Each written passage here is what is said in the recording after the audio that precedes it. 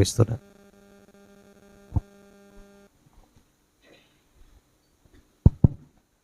ప్రియ దేవుని వాళ్ళారా, ప్రభునామాన్ని బట్టి మీ అందరికీ ప్రభు అయిన యేసుక్రీస్తు వారి పరిశుద్ధమైన నామములో వందనాలు తెలియజేస్తూ ఉన్నాను. చిన్న ప్రార్థన చేసుకుని దేవుని వాక్యంలోకి వెళ్దాం. పరిశుద్ధుడు అయిన మా తండ్రి, ప్రేమ కలిగిన మా దేవ, సర్వశక్తి కనికరం కలిగిన మా తండ్రి, నీ ఘనమైన నామానికి స్తుతులు స్తోత్రాలు చెల్లించుకుంటున్నాం నాయన. ఇంతవరకు పాటల వాక్యములో మీరున్నారు. నీ మాటలు వినడానికి మేము సిద్ధపడుతున్నాం. సహాయం దయచండి.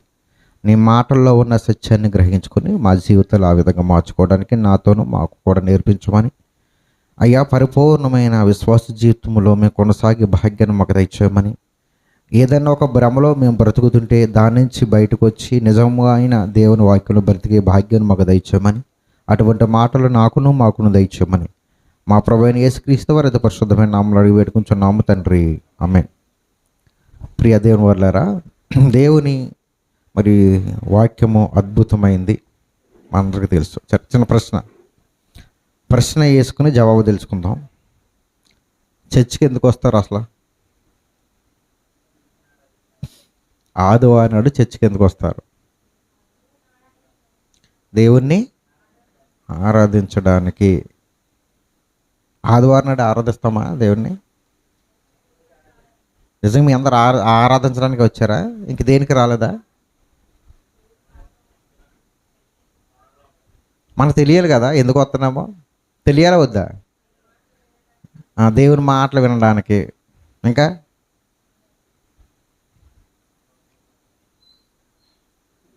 ఏంటి మౌనంగా ఉన్నారే? మీ చర్చికి ఎందుకు వచ్చారు? పరలోకం వెళ్ళడానికి చర్చికి రావాలి. ఇంకా ఒకటి, చర్చికి వస్తే పరలోకం వెళ్తామా?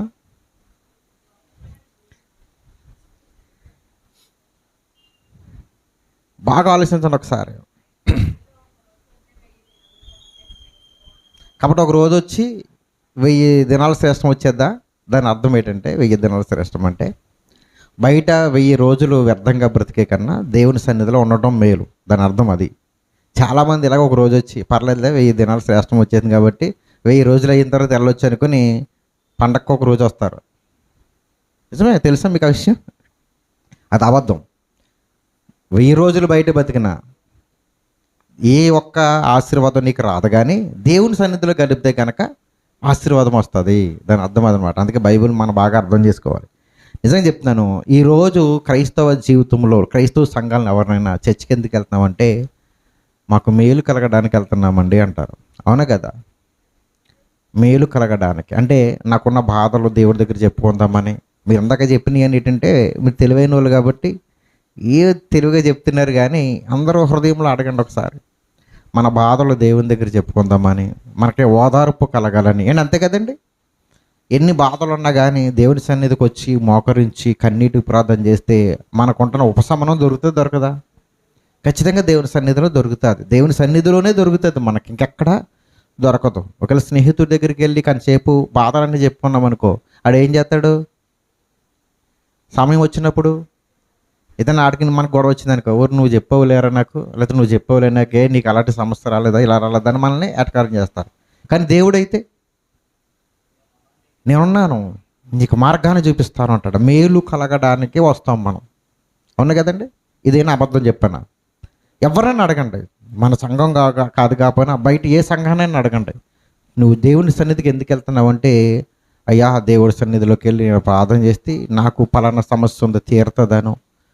సమస్యలు కూడా దేవుని దగ్గర చెప్పుకోవాలి. సమస్యలు చెప్పుకోకూడదని దేవుడు ఎక్కడ చెప్పలేదు. సమస్యలు తీరుస్తాడని లేదా ఒక మంచి మార్గాన్ని చూపిస్తాడని వెళ్తాం. అవును కదా? కానీ యేసుక్రీస్తు వారు బతుకున్న కాలంలో ఆయన ప్రసంగాల్లో ఒక అద్భుతమైన ప్రసంగం చేశారు, కొండ మీద ప్రసంగం. అవునా? దాంట్లో ఒక మాట చదువుతున్నప్పుడు నాకు ఒక ఆలోచన వచ్చింది. చదువుదాం ఒకసారి. మత్తయి సువార్త 5వ అధ్యాయం. మత్తయి సువార్త 5వ అధ్యాయం నేను చెప్తాను, వచ్చును తీయండి అందరూ బైబిల్. మత్తయి రాసిన సువార్త 5వ అధ్యాయము 12వ వచనం చదవండి ఒకసారి. మత్తయి సువార్త 5వ అధ్యాయము, క్షమించండి 13వ వచనం. చూడండి, ఇది ఎన్నిసార్లు చదువుంటాం మనం ఈ మాట? చాలాసార్లు, మామూలుగా కాదు. మీరు లోకమునకు ఉప్పై ఉన్నారు. ఉప్పు నిస్సారమైతే అది దేని వలన సారము పొందును? అది బయట పారవేయబడి మనుషుల చేత త్రొక్కబడుటకే గాని మరి దేనికని పనికిరాదు.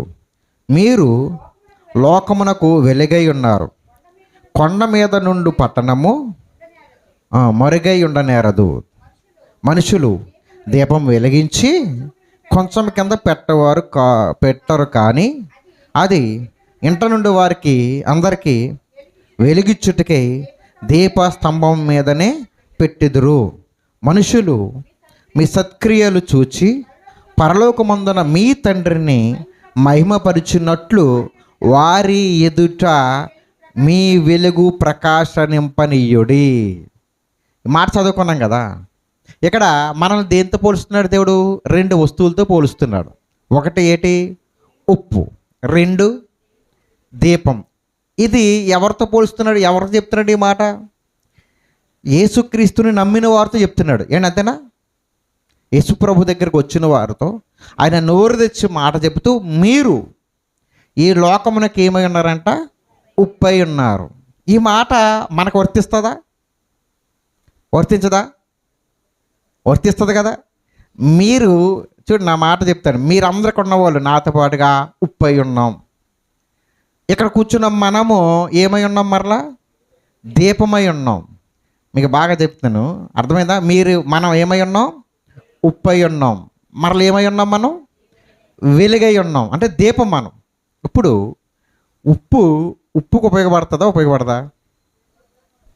బాగా వినండి నా ప్రశ్న. ఉప్పుకు ఉపయోగపడుతుందా? ఉపయోగపడదా? ఉపయోగపడుతుందా? ఉప్పు ఉపయోగానికి ఉండదు. ఎవరికి ఉంటుంది? ఎదుటి వారికి ఉంటుంది. నా ప్రశ్న అర్థమైందా? దీపానికి ఉపయోగం ఉంటుందా? ఎవరికి ఉపయోగం ఉంటుంది? ఎదుటి వారికి ఉపయోగం ఉంటుంది. మీకు అర్థమైందా నా మాట? ఉప్పుకు ఉపయోగం ఉండదు. కూరలో వేస్తే ఏమవుతుంది? రుచి వస్తుంది. చేపకు పెడితే చేపకు ఉపయోగం తెలుసా? ఉప్పు చేప అంటారు, తెలుసు కదా. అది ఎక్కువ రోజులు నిల్వ ఉండాలంటే ఏముండాలి?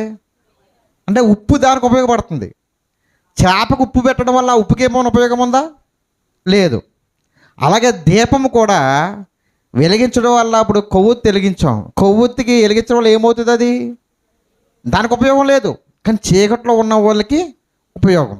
ఇప్పుడు ఇది అర్థమైంది కదా. అందరికి ఉపయోగపడుతుంది. అర్థమైంది కదా నా మాట ప్రశ్న. ఇప్పుడు సంఘానికి నువ్వు నీ సమస్యలు చెప్పుకుంటాకు వస్తే ప్రభు చెప్తున్నాడు, నువ్వు ఎవరికి ఉపయోగపడవు? నీకు ఉపయోగపడవు. మీకు అర్థమవుతుందా? సంఘం ఒకే ఉపయోగం లేదు.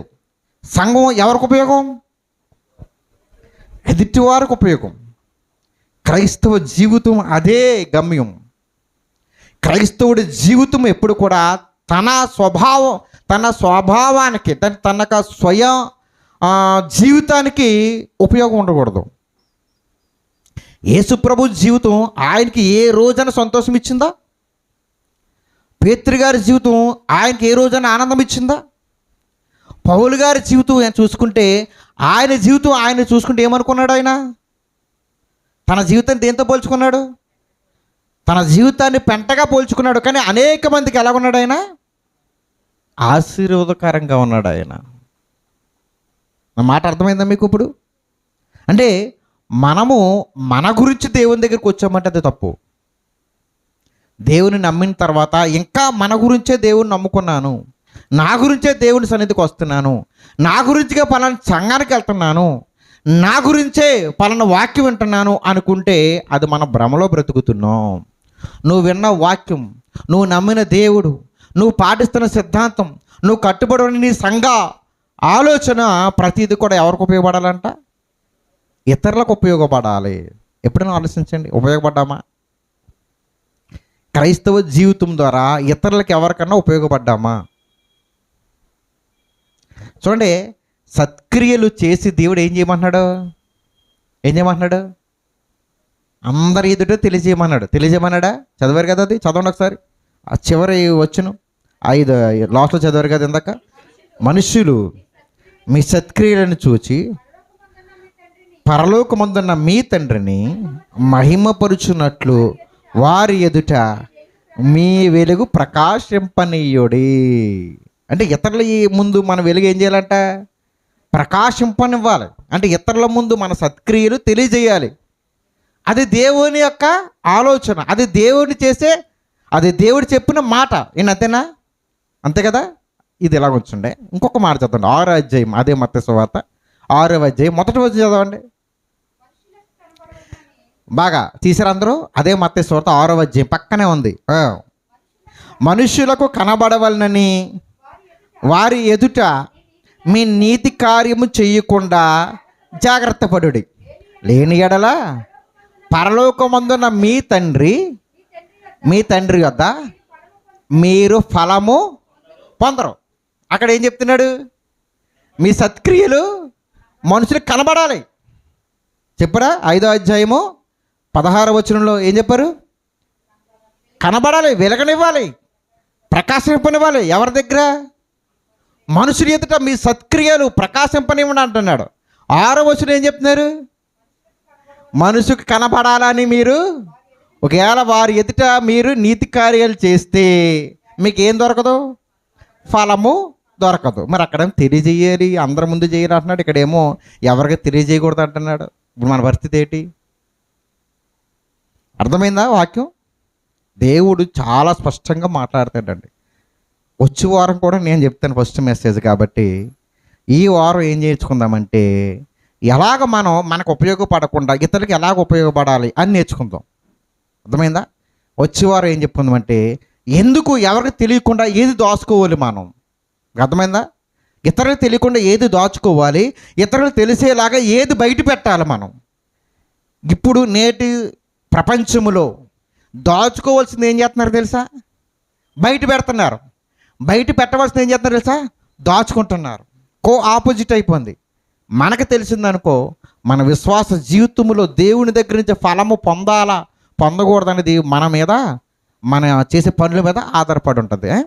ఎలాగ మనం మనుషులు ఎదుట మనకు ఉపయోగపడకుండా ఇతరులకు ఎలాగ ఉపయోగపడాలి అనేది మనం ఆలోచన చేస్తే ఒక వ్యక్తి జీవితాన్ని దేవుడు మన ముందు పెడుతున్నాడు. తీయండి అందరూ కూడా. సింపుల్గా ఒకసారి నేను చెప్పాను.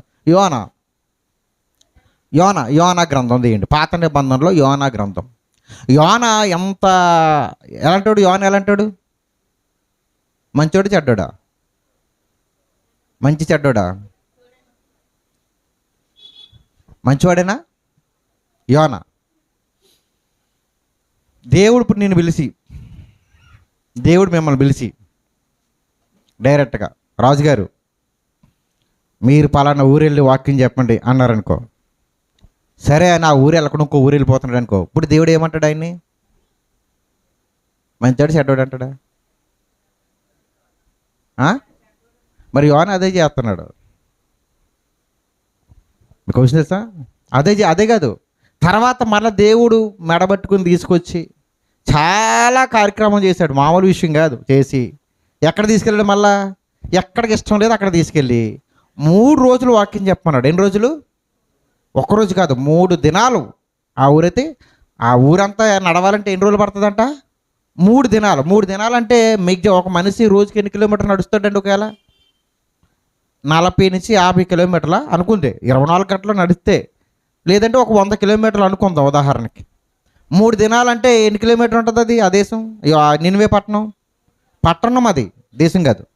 అంటే ఇంచుమించుగా ఒక 300 కిలోమీటర్లు ఉన్న పట్టణం. అంటే ఇక్కడ నుంచి మన విజయనగరం వెళ్ళొచ్చు, అంత ఒక పట్టణం.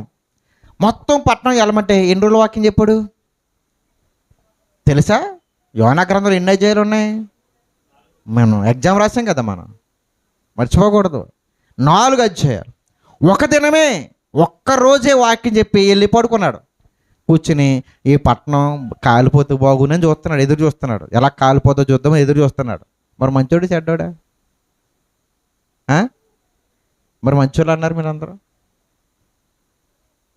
యోనా మంచోడే, చెడ్డోడు కాదు. యోనాను మనం చూసే విధానంలో చూస్తే యోనాకు ఉపయోగపడలేదు ఎప్పుడు కూడా.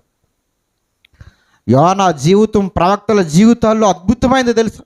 యేసుక్రీస్తు వారి దగ్గరికి వచ్చి అప్పుడు ఉంటున్న ప్రధాన యాజకులు వచ్చి అడుగుతారు ఏమనంటే, ఒక అద్భుతాన్ని చూపించు మాకు, ఒక సూచక్రియ చూపించండి. ఎవరు ఉదాహరణ చెప్పారు ఆయన? ఈ తరమ వారికి ఏ సూచక్రియ లేదు, కానీ యోనాను గురించిన సూచక్రియ మాత్రమే మీకు ఉంది. యేసుక్రీస్తు వారు చెప్పారు, యోనా ఎలాగైతే చేప కడుపులో 3 రాత్రి పగల్లో ఉన్నారో, మనుష్య కుమారుడు కూడా మీ కళ్ళ ముందు 3 రాత్రి పగల్లో కూడా ఆయన సమాధిలో ఉండి తిరిగి లేస్తాడు. ఎంత అద్భుతమైన తెలుసా?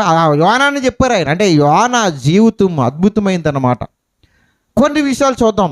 ఎలాగ ఎంతగా తనకు ఉపయోగపడకుండా ఇతరులకు ఉపయోగపడ్డాడు, ఇతరుల ముందు ఎలాగ తన సత్క్రియలు వెలిగించుకున్నాడు, అది మనం చూస్తే ఈ యొక్క ఉదయకాల సమయంలో మన జీవితం కూడా అలాగ ఉందా లేదని మనం చూస్తాం.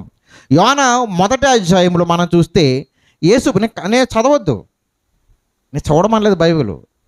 మనకి ఎక్కువ ఎలాగ అర్థం అవ్వాలంటే బైబిల్ కథాకం చెప్తే అర్థమవుతుంది, ఎందుకంటే అయ్యే కదా గుర్తుంటాయి, వాక్యం చెప్తే గుర్తుండదు. యోనాని పిలిచి, యోనా నువ్వు ఎక్కడికి వెళ్ళమన్నాడు? నినివే పట్టణానికి వెళ్ళు. అక్కడ వాళ్ళకి ఏం చేయాలి? దానికి దుర్గత కలుగుతుంది, దానికి నాశనం వస్తుంది. నువ్వు వెళ్ళి ఏం చేయాలి? ప్రకటించు.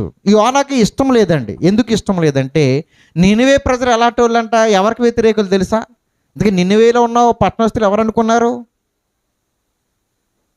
ఎవరు? కల్దీయులు.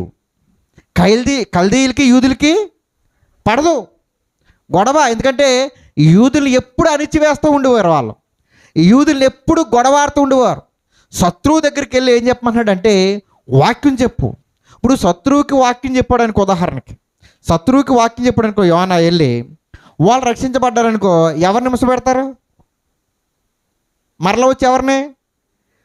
యూదుల్ని. అంటే తన స్వజనంగాన్ని ఎవరే? యోనా యొక్క తన ప్రజల్ని ఇబ్బంది పెడతారు. ఎవరు? కల్దీయులు వచ్చి. కాబట్టి వాళ్ళకి వాక్యం చెప్పకపోతే వాళ్ళు ఏమైపోతారు? నాశనం అయిపోతారు. తిన జనాంగం ఏముంటుంది? హ్యాపీగా బ్రతుకుతుంది. అంటే యోనాకి తన స్వజాతి మీద ఏముంది? ప్రేమ. ముందు మనకి కూడా స్వజాతి మీద మనకి ఏముండాలంటే ప్రేమ ఉండాలి. యోనాని అలా చూడండి ఒకసారి. దేవుడు చెప్పినా నా జనాంగం ఏమైపోతుందో అనుకుని వాళ్ళకి కాదు, నా జనాంగాన్ని కాపాడుకోలేని ఒక మంచి ఉద్దేశంతో ఉన్నాడంటే, ఈరోజు మనము కూడా భారతదేశము మన మాతృభూమి, అంతేనా? ఇక్కడ పుట్టాం. నేను ఒక మాట చెప్తున్నాను, భారతదేశంలో పుట్టడం చాలామంది ఏమంటారు అంటే దరిద్రం అండి మన దేశం. ఏమంటారు? ఇక్కడ పుట్టే దరిద్రం అండి, ఏది బాగోదండి ఏంటి అంటారా? చాలామంది నోటంట విన్నాను నేను. ఇక్కడ పుట్టకుండా ఉంటే బాగుండేమో, కులాలండి మతాలండి ఇవన్నీ మనుషుల్ని హింసపెట్టేస్తున్నారు అనుకున్న వాళ్ళు చాలామంది ఉంటారు. ఒక మాట చెప్తున్నాను, ఇక్కడ పుట్టాలని నిర్ణయించింది ఎవరు? మనల్ని దేవుడు. నన్ను ఎందుకు పుట్టాను అంటే ఎవరిని తిడుతున్నాం మనం? దేవుని యొక్క ఆలోచనలు తిడుతున్నాం. అంటే దేవుణ్ణే తిడుతున్నట్లు. మీకు అర్థమవుతుందా? ఎప్పుడైనా సరే ఏ ప్రదేశంలో మనల్ని అక్కడ దేవుడు పుట్టించాడు, ఎవరికి పుట్టించాడు, ఎక్కడ పుట్టించాడు అంటే ఒక ఉద్దేశం దేవునికి నీ ఎడల ఉంది. అది గుర్తుపెట్టుకోవాలి ఎప్పుడైనా సరే. ఇక్కడ పుట్టడం నిజంగా దేవుడు మనకిచ్చిన వరం. ఎందుకంటే మన స్వజాతి మీద మనకు ఒక బాధ్యత ఉండాలి. స్వజాతి అంటే ఇది మన ఇంటి వారు కాదు, మన తోటివారు, మన ఊరి వారు, మన దేశం వారు. ప్రేమించగలగాలి మనం. ఇక్కడ యోనా ప్రేమిస్తున్నాడు, తన జనాంగాన్ని ప్రేమిస్తున్నాడు. దేవుడు చెప్పినా అతను ఏమవుతుంటే వేరే ఊరు వెళ్ళిపోతున్నాడు. మా అందరికీ తెలుసు, వేరే ఊరు వెళ్ళిపోతుంటే ఆ ఓడ మీదకి ఏమొచ్చింది?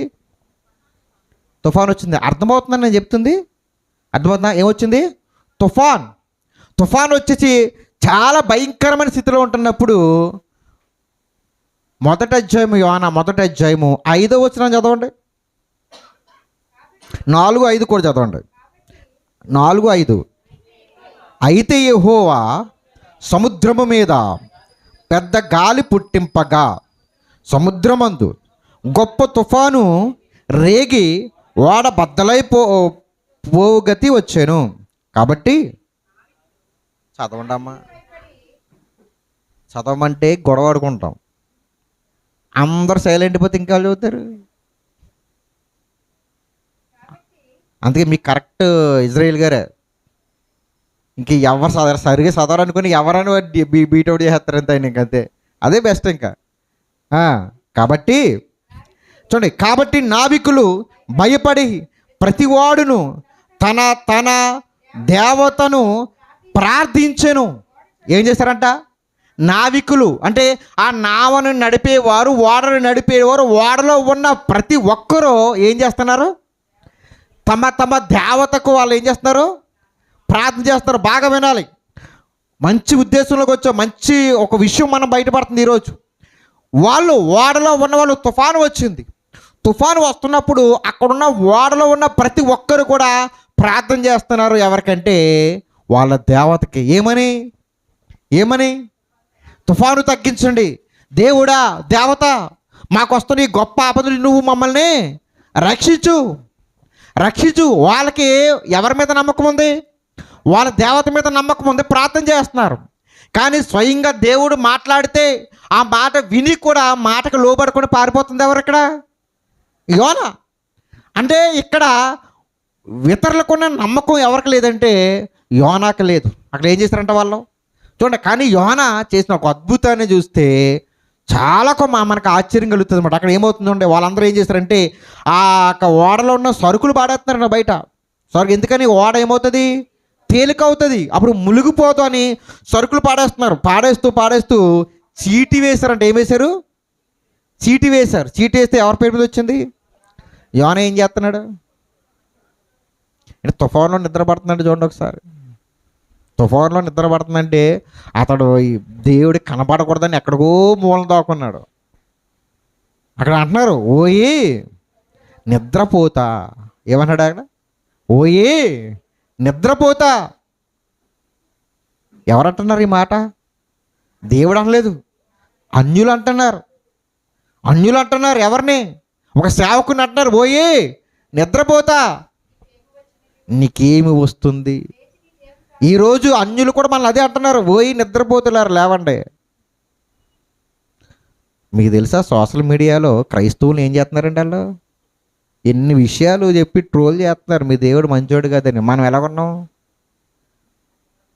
నిద్రపోతున్నాం అంటే అనుకొని మాకే నిద్రపోతున్నాం. లేవాలి. వాళ్ళు అప్పటికి ఏం చేశారు? వాళ్ళ దేవతకి ఏం చేశారు? ప్రార్థించారు. అదే ప్రార్థించిన వాళ్ళు అదే యోనా గ్రంథం 1వ అధ్యాయం 16వ వచనం చదవండి ఒకసారి. ఇది చూడగా ఆ మనుష్యులు యెహోవాకు మిగుల భయపడి ఆయనకు బలి అర్పించి మొక్కుబళ్ళు చేసిరి. ఎవరికి? యెహోవాకు. ఎవరు? 5వ వచనములో వాళ్ళ అమ్మ మాట్లాడుతున్నారే, ఆపేనా పోనీ.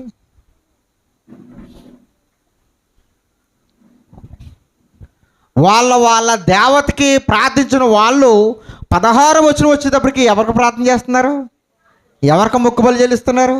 యెహోవాకు. ఎందుకు మారిపోయారు? ఓడలో ఉన్న ప్రతి ఒక్కరూ మారిపోయారు. ప్రతి ఒక్కరు కూడా యెహోవాకు భయపడాలి, ఆయనే నిజమైన దేవుడని ఒప్పుకున్నారు. ఏం జరిగితే ఒప్పుకున్నారు వాళ్ళు? పోనీ ఎన్ని రోజులు పట్టిందని అలా మారడానికి?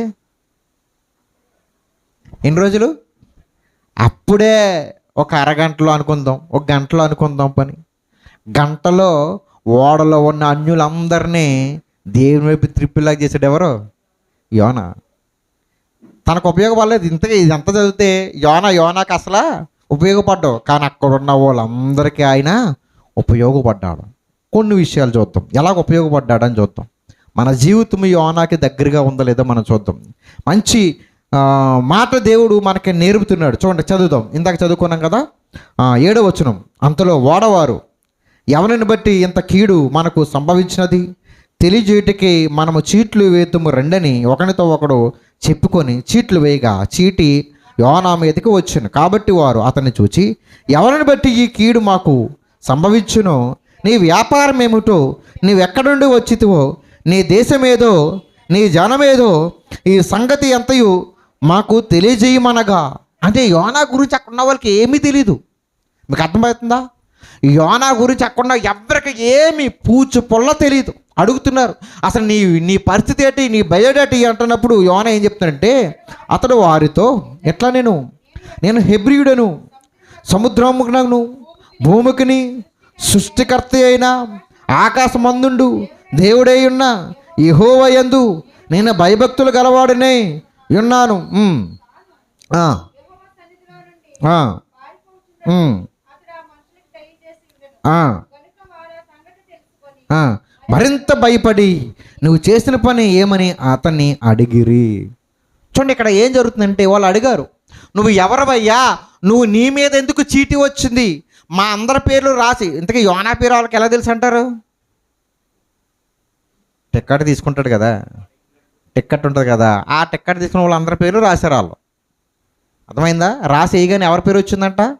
చీటీలు వేయమంటే తెలుసా ఎలాగేస్తారు? చీటీలు వేయమంటే చీటి పాట కాదు, నెలగట్టే చీటి పాట కాదు, డ్రా తీస్తారు అలాగంటారు. పోనీ అలాగ అనుకుందాం. తీయగానే ఏం పేరు వచ్చింది వాళ్ళకి? యోనా. యోనాని అడుగుతున్నారు, నువ్వెవరో ఏంటి చెప్పంటే యోనా చెప్తున్న సమాధానం వింటే నాకు ఆశ్చర్యం వేసింది. బయట అంతా ఏముంది? ఇది ఇక్కడ ఇది ఎక్కడ జరుగుతుంది? ఇది ఓడలో. ఓడ బయట ఏముంది? తుఫాను, సముద్రం బోట వస్తుంది, తుఫాను వస్తుంది. ఈ యోనా ఏం చెప్తున్నారు తెలుసా? ఏ తుఫాన్ అయితే మీ మీదకి వచ్చిందో, ఏ సముద్రం అయితే మీ మీదకి వస్తుందో, వాటికి సృష్టికర్త అయిన దేవుడు నా దేవుడు. మీకు ఒక విషయం చెప్పనా? మీరు ఒక మంచి కుక్కను పెంచుకున్నారు. మంచిదే పెంచుకుంటాం కదండి, మరి అందరూ అలా చదువుతున్నారు. చెడ్డది ఎవరు పెంచుకుంటారా? పెంచుకున్నారు. అది ఏం చేస్తుందంటే బయటికి వెళ్ళి అందరిని కరిచేస్తుంది. మీకు అర్థమవుతుందా? అందరినీ దొరికినోడు కరిచేస్తుంది. వాళ్ళందరూ దాన్ని పట్టుకొని, అంటే ఉదాహరణ చెప్తాను సుమా, నేను ఎవరితో పోలికలు కాదు, మీకు అర్థం అవడానికి చెప్తున్నాను.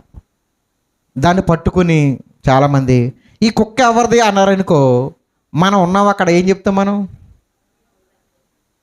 ఎవరికి తెలియదు ఆ విషయం, అక్కడ ఉన్న వాళ్ళకి ఇది ఎవరిదో తెలీదు. ఇది ఎవరిదరా అన్నారనుకో, మనం ఉన్నాం అక్కడ. మనం ఎప్పుడు ఉదాహరణకి ఒక 100 మందిని గరిచింది అది అనుకుందాం. ఇది ఎవరిదరా కుక్క అన్నారనుకో, మనం ఉన్నాం ఏం చెప్తాం? మనం మాట్లాడకుండా వచ్చేస్తాం. ఎందుకని? చెప్తే ఏం చేస్తారు అక్కడ వాళ్ళు? కుక్కని కాదు, మనల్ని ఏం చేస్తారు? కుక్కని పెంచుకుంటున్నా నువ్వు జాగ్రత్తగా పెట్టుకోవా అని ఏం చేస్తారు? వాళ్ళని తలకో మాటగా తీసుకెళ్ళే స్టేషన్లో కూడా పెట్టగలరు. మీకు అర్థమవుతుందా? ఇక్కడ జరుగుతున్న విషయం తెలుసా? ఒక పక్కేమో వాళ్ళ ముంచేయడానికి సముద్రం వస్తుంటే ఇతను ధైర్యం చెప్తాడు, మీ మీదకి వస్తున్న సముద్రానికి, మీ మీదకి వస్తున్న గాలి తుఫానికి అధికారి నా దేవుడు అని ఒప్పుకుంటున్నాడు. అది మీకు అర్థమైందా? ఎంత ధైర్యంగా చెప్తున్నాడు తెలుసా? వాళ్ళ చంపినా చంపొచ్చు.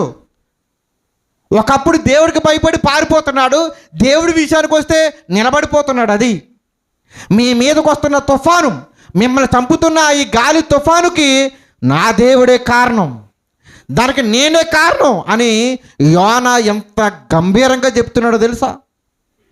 ఏ రోజైనా నువ్వు నేను దేవుడి గురించి వచ్చినప్పుడు మేమే, మా దేవుడు దీనికి కారణం, మా దేవుడు దీనికి సూత్రధారి, నేను దేవుని బిడ్డనని ఎప్పుడన్నా నిలబెట్టడానికి, దేవుని నిరూపించడానికి మనం మాట్లాడామా? ఏ రోజైనా నీ స్నేహితుడి దగ్గర కానీ, నీ బంధువుల దగ్గర కానీ నిన్ను గట్టిగా అన్నప్పుడు కాదు మా దేవుడు ఆ విషయం చెయ్యడు, లేకపోతే మా దేవుడు ఇలాంటి వాడని నిలబడగలిగామా? ఎందుకు మనం ఒకళ్ళ దగ్గర గట్టిగా నిలబడలేం తెలుసా? ఒకళ్ళకి దేవుడి గురించి మనం గట్టిగా నిరూపించలేం తెలుసు. ఎందుకంటే ఈవేళ మనం ఇగో మీ దేవుడు పలానా దానికి కర్త అన్నప్పుడు కాదు అని మనం తప్పించుకుంటాం. అక్కడ ఇందా చెప్పాను కదా, ఎంతోమంది యేసు ప్రభు వారిని చాలా భయంకరమైన మాటలు ఆడుతున్నా చాలామంది నాకు తెలీదు అని ఉండిపోవడానికి కారణం ఏంటంటే, ఒకవేళ దేవుడి గురించి నిలబడ్డామనుకోండి, మరలా రేపు పొద్దున్న ఏదో తప్పులో మనమే ఇతరులకు ఏం చేస్తున్నాం? దొరుకుతున్నాం. మీకు అర్థమవుతుందా? దొరుకుతున్నాం. ఈరోజు ఇది చేయకూడదని చెబుతూ మనం ఏం చేస్తున్నామండి? అదే చేస్తున్నాం కదా. ఇది చేయకూడదని చెబుతున్నాం, మనము మరలా అదే పని చేస్తున్నాం.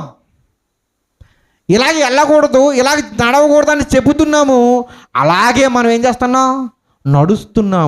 నడుస్తున్నాం. యోనా ధైర్యంగా ఒప్పుకుంటున్నాడు, దీనికి కారణం నా దేవుడు, నేనే కారణం, అందుకే నా దేవుడు రప్పించాడు. ఈరోజు ఒక ఆయన మనకు తెలిసి మన భారతదేశానికి మహాయోధులు, అంటే మన భారతదేశానికి చెప్పుకోదగిన వారు గొప్పవారు ఉన్నారు. ఉదాహరణకి గాంధీ మహాత్ముడు మనందరూ తెలుసు కదా. ఏమంటాం మనం? అది మనం చెప్పుకున్న మాట ఏంటి? గాంధీ తాత. ఏనంతేనా? ఇంకా స్వామి వివేకానంద. అంటే వీళ్ళందరూ గొప్పవారు. వాళ్ళ జీవితాలు ఆదర్శప్రాయాలు కొంతమందికి. వందే మాత్రం రాసింది ఎవరు? జనగణమని రాసింది రవీంద్రనాథ్ ఠాగూర్. మహాకవి ఆయన. ఆయన అంటాడు, రవీంద్రనాథ్ ఠాగూర్ జీవితం చదవండి కావాలి. ఆయన అంటాడు, ఆయన భారతదేశంలో అలా అన్న మాట అండి, భారతదేశంలో ఒక 10 మంది క్రైస్తవుల్ని నాకు ఇస్తే ఒక నెలలో భారతదేశం అంతా కూడా క్రైస్తవ దేశంగా అయిపోద్ది. ఈ 10 మంది ఏం చేయాలనుకుంటున్నారు? క్రీస్తులాగా బతికితే చాలు 4 రోజులు. మీకు అర్థమవుతుందా? క్రీస్తులాగా బ్రతికితే ఒక్క నెల, ఒక్క 10 మంది బ్రతికితే భారతదేశంలో ఉన్న వాళ్ళందరూ ఏమైపోతారు? క్రైస్తవులు. ఇదే మాట మహాత్మా గాంధీ కూడా అన్నారు. ఒక 100 మంది క్రైస్తవులు క్రీస్తులా బ్రతికితే చాలు భారతదేశం మారిపోవడానికి ఈజీగానే. ఈ రోజుకి నెరవేరింది అది. ఎందుకని? క్రీస్తు మంచోడని ఒప్పుకుంటున్నాం, క్రీస్తు కొరకు నిలబడాలంటే మాత్రం మనం ఏం చేయడం లేదు? నిలబడడం లేదు. నిజమేనండి, అది నిలబడడం లేదు. ఈరోజు యోనా చెప్తున్నాడు, మా దేవుడు ఈ దానికి సృష్టికర్త, మొత్తం ఎక్కడున్నా ఈ సమస్త సృష్టికి ఆయన సృష్టికర్త, ఆయన సేవకుని నేను పారిపోతున్నాను. మరి తగ్గాలంటే ఏం చేయాలి అన్నప్పుడు ఏం చేయమన్నాడు? ప్రార్థించమన్నాడా? నన్ను ఏం చేయాలి? నన్ను సముద్రంలో పడేస్తే ఏమవుతాడు? తుఫాన్ ఆగుతుందా? యోనాను పడితే ఏమవుతాడు? యోనాకు తెలుసా చేప ఉందని? ఎవరికైనా తెలుసండి? మనం ముందు తెలిసిపోయింది కాబట్టి చెప్పేస్తున్నాం ఆన్సర్లో. యోనాకు తెలియదు, అక్కడ ఉన్న వాళ్ళకి తెలియదు. వాళ్ళు భయపడ్డారు పడేయమంటే. ఇతన్ని చంపితే ఆ శిక్ష మా మీదకి రప్పిస్తాడేమని భయపడ్డారు. అవును కదా? మరి చదవండి కావాలితేని. భయపడ్డారు. తెలీదు. యోనాకు తెలిస్తే ఏముండదు తెలీదు. చేప తెలుసు, చచ్చిపోతాను అంతే అతను తెలుసు. నీటిలో పడితే ఏమవుతుంది? చనిపోతాను. కానీ మీ తుఫాను ఆగుతుంది అన్నాడు. మీకు అర్థమవుతుందా? యోనా చనిపోవడానికి సిద్ధపడ్డాడు, తుఫాను ఆగడానికి వాళ్ళకి మార్గాన్ని చెప్పాడు. ఇప్పుడు యోనాకు ఉపయోగపడ్డా? చచ్చిపోతాను తెలుసు, కానీ తుఫాను ఆగుతుంది, మీకు నన్ను పాడేయండి. ఇదే మార్గం. దేవుడు గురించి పారిపోయిన సమయం వస్తే ఏం చేశాడు? అతను నిలబడిపోయాడు. అతను పాడేయగానే తుఫాను ఏమైపోయిందంట? ఆగిపోయింది. అక్కడున్న వాళ్ళందరూ ఎవరిని నమ్ముకున్నారు? యెహోవాను నమ్ముకున్నారు. ఎంత అద్భుతమైన అతని జీవితం, ఎంత అద్భుతమైంది అతని జీవితం నిజంగా. మీకు ఒక విషయం తెలుసా? యోనా ఆ నినివే పట్టణం మీద ఆ చేప కక్కిన తర్వాత తెలిసి అతనికి నేను బతుకున్నానని. అంతవరకు కూడా అతని ప్రార్థన కూడా విచిత్రంగా ఉంటుంది. ప్రభువా, నేను అగాధంలో ఉన్నాను, నన్ను అన్ని ముట్టేసేయి, నన్ను చుట్టేసుకున్నాయి, నేను చచ్చిపోతున్నాను, నాకేమీ లేదు అని ప్రార్థన చేస్తున్నాడు. ఇంకానే తెలీదు అతను కక్కి కళ్ళు తెరిచి ఎక్కడున్నాడు అనుకున్నారు. మరలా నినివే పట్టణం కనపడుతుంది. తన సత్క్రియలు, యోనా సత్క్రియలు వాళ్ళందరూ అన్యుల ముందు ఏం చేశారంటే వెలిగించాడు. ప్రియ సహోదరుడా, సహోదరి, ఒక్కసారి ఆలోచించండి. నీ సత్క్రియలు ఎవరి ముందు ఉన్నాయి? ప్రాణాన్ని ముందు పెట్టాడు అతను. బ్రతుకుతాడో తెలీదు, తర్వాత దేవుడు ఆజ్ఞాపించాడో తెలీదు. 3 రోజులు ప్రార్థన చేస్తూనే ఉన్నాడు. చేపకూడదు అవన్నీ యోనాకు తెలీదు. యోనా కూడా తెలుసు, నేను చచ్చిపోయినా తుఫాన్ ఆగాలి, ఎక్కడున్న వాళ్ళందరూ క్షేమంగా ఉండాలి అనుకున్నాడు. అలాగే మాట్లాడాడు, నన్ను పడేయండి, ఇది దేవుని చిత్తం అన్నాడు. పడేయగానే అక్కడున్న అన్యులందరూ కూడా తమ తమ దేవతలను విడిచి ఎవరికి మొక్కుకున్నారంట? యెహోవాకు మొక్కిరి, యెహోవాకు ప్రార్థన చేసిరి. అందుకే దేవుడు చెప్తున్నాడు, మీరు లోకానికి ఏమై ఉన్నారంటే ఉప్పై ఉన్నారు. మీరు ఎక్కడికి వెళ్తే అక్కడ రుచిగా ఉండాలి తప్ప మీరు వెళ్ళిన కాడల్లా చేదుగా ఉండకూడదు. మీరు వెళ్ళిన కాడల్లా చప్పగా ఉండకూడదు. మీరు వెళ్ళిన కాడకల్లా నశించిపోకూడదు. అది దేవుడి మాట. అందుకే సంఘములో ఉంటున్న మనకు మనం ఉపయోగపడం. అందుకే దేవుడు వెలుగుతో పోల్చాడు. వెలుగు ఉపయోగపడదు, ఇతరులకి ఉపయోగపడుతుంది. సంఘంలో ఉన్న ప్రతి క్రైస్తవుడు, ప్రతి బిడ్డ వాక్యం వింటున్న మనకు కాదు, సంఘంలో మనకు కాదు, మన ఇతరుల్లో ఉంటున్న మన చుట్టుపక్కలకి ఎలా ఉండాలి? మనం ఉపయోగపడేలా ఉండాలి, ఆశీర్వాదకరంగా ఉండాలి. ఉన్నామా అలాగా? ఏ రోజైనా ఉన్నామా? ఈ క్రియలు దాచుకునేవి కాదు, అందరి ముందు చూపించేవి. ఒకసారి ఆలోచించేయండి మీరు. ఇంతకాలం అయింది క్రీస్తుని నమ్ముకుని, ఎవరికి ఉపయోగపడ్డాం మనం? నీ పక్క స్నేహితుడికి ఉపయోగపడ్డావా? స్నేహితుడు అంటే ఇక్కడ ఉన్న వాళ్ళు కాదు, ఉదాహరణకి బయట ఎంతోమంది స్నేహితులు ఉన్నారు, ఉపయోగపడ్డామా?